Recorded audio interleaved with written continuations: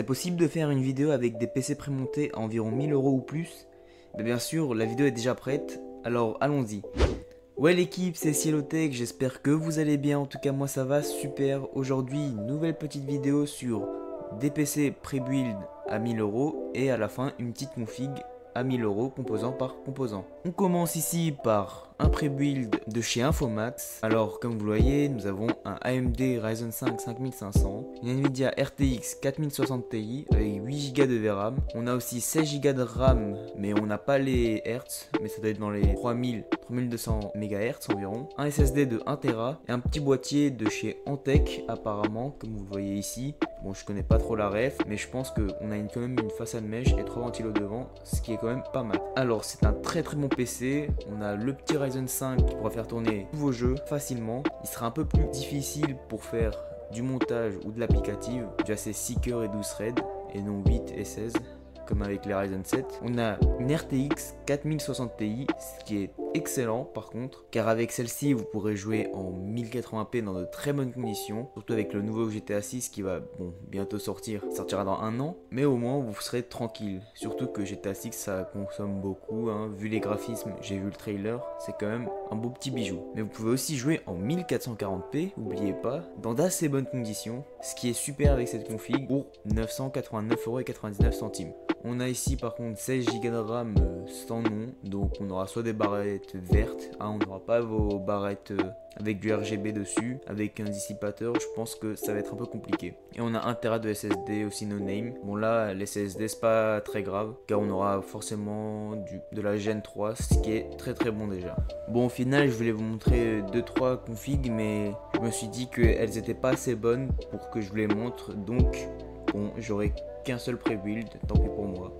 Mais au moins j'essaie quand même de vous donner les meilleurs perfs, c'est le plus important, et de pas vous donner des arnaques ou des prix trop extravagants pour rien du tout.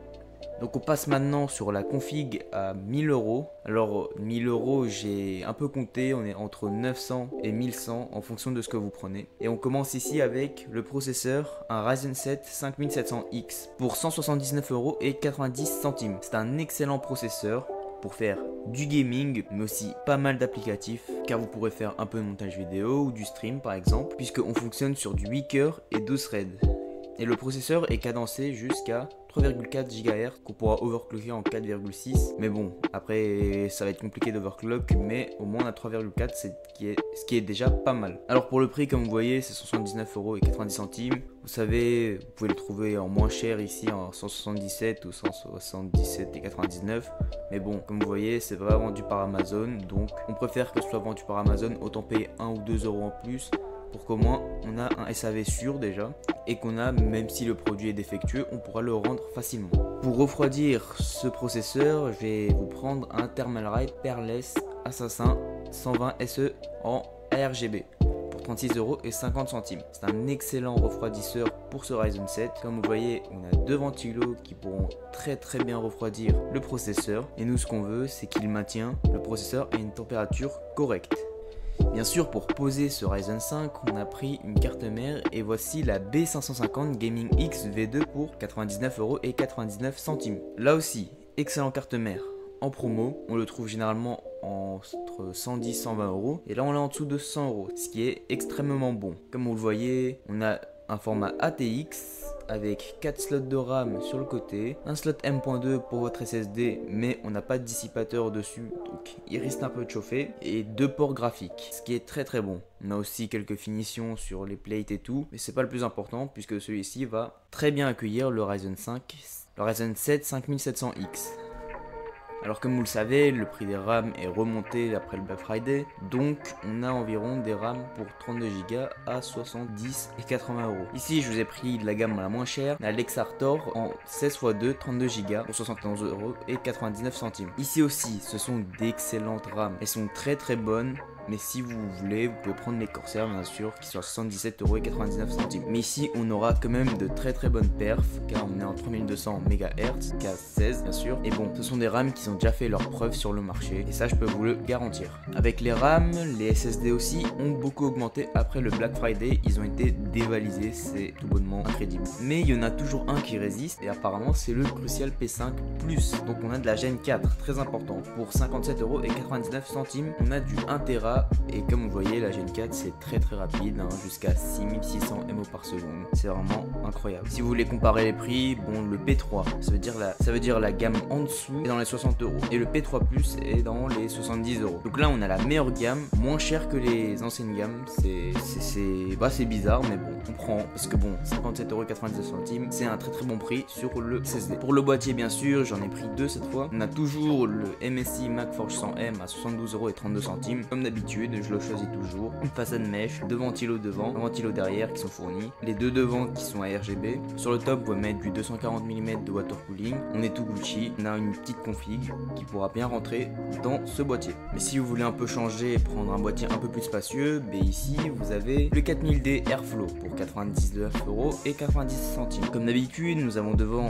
une façade mèche, mais que deux ventilos fournis. Donc je vous conseille de prendre un petit pack Arctic. Alors j'ai pris deux packs Arctic, parce que bon, il y en avait deux, il y en avait un plus cher et un moins cher. Et le seul truc qui change, c'est que par exemple ici vous pouvez régler le nombre de tours par minute. Comme vous voyez, 230 à 1350, tandis que ici on a que du 1350. On peut pas régler. Donc c'est à vous de choisir, car si tu veux régler comme ça, au moins tu fais tourner tes ventilos en fonction de qu'est-ce que tu fais, qu'est-ce que tu performes, si tu es en jeu ou pas, c'est à toi de voir. Mais j'ai mis les deux dans la description. Pour l'alimentation, j'ai choisi la MSI Mag A650BN pour 67,90€. Il est toujours présent, ça fait quelques mois qu'il est à ce prix là, à 67,90€, malgré le Black Friday. Avant ou après, il est toujours là, toujours au même prix, il n'a pas bougé, il est toujours aussi bon. On a du 80 plus bronze qui est très bon pour une petite config à 1000€, et pas besoin de prendre plus, pas besoin de 80 plus gold, car MSI font de très bonne alimentation, et même en 80 plus bronze ça peut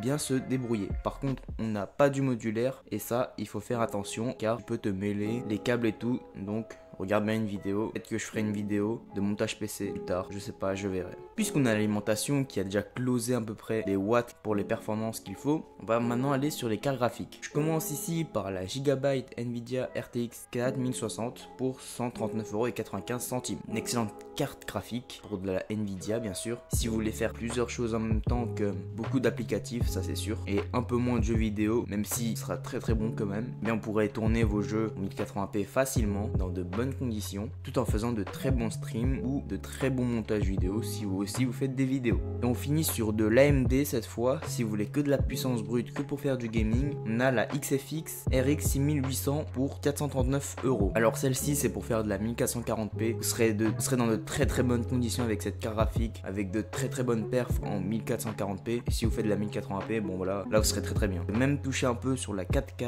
avec cette carte graphique, donc ne vous privez pas.